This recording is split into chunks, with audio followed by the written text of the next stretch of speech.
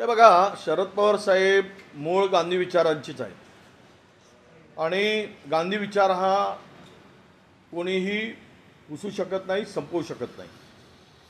असे काही अवकाळी पावसासारखे पक्ष येतात, सत्तेत येतात.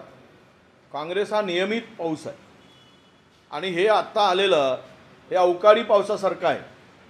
येतो, नाला भरून जातो, नद्या भरून जातात आणि शेती आणि जनमानसाला उद्ध्वस्त करून जातात.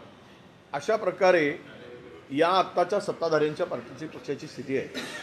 जेवढा नाला लवकर भरतो नदी म्हणजे आणि लवकरच तो ओसरतो, पण काँग्रेस हा निरंतर वाहणारा पक्ष आहे. निरंतर वाहणारा, जसं नदी नाले असतात त्याप्रमाणे त्याला समुद्र म्हणतात. पण हा विचार आणि ज्या विचाराने हा पक्ष उभा झालेला आहे तो विचार देशातील जातपात धर्मपंथाला गाळून माणुसकीचा पक्ष म्हणून किंवा मानवतेचा विचार म्हणून आणि सर्व जाती धर्माचा सन्मान करून सर्वांना न्याय आणि हक्क देणारा पक्ष म्हणून जनता बघते आहे.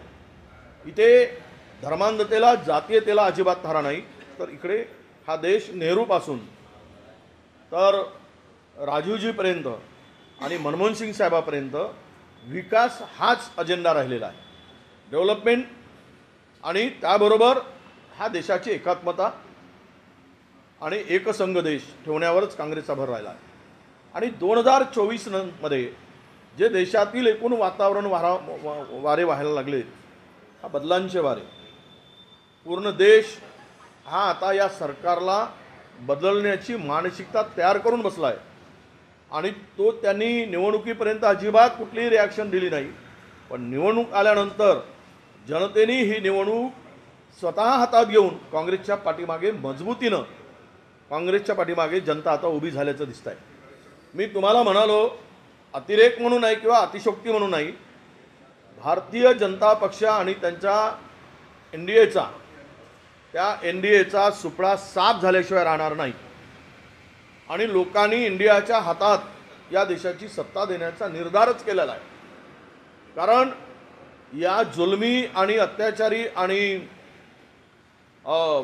ज्याला आपण तानाशाही प्रवृत्ती आहे, या प्रवृत्तीला जनता विटलेली आहे.